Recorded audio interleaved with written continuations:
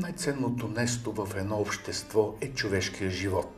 Той направи това, което никой не може да го направи, защото това е почти самоубийство, това, което той направи. Той направи сапук.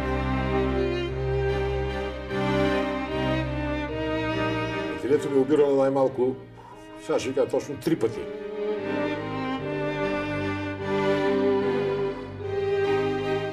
Това са наркомански кражби.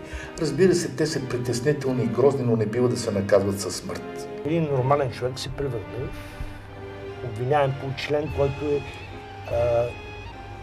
тотално неправилен.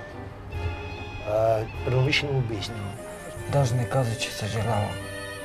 Опит си, Йордан, опит си. Както казва Вапцаров, влез в затвора, събрах се с хора и станах човек.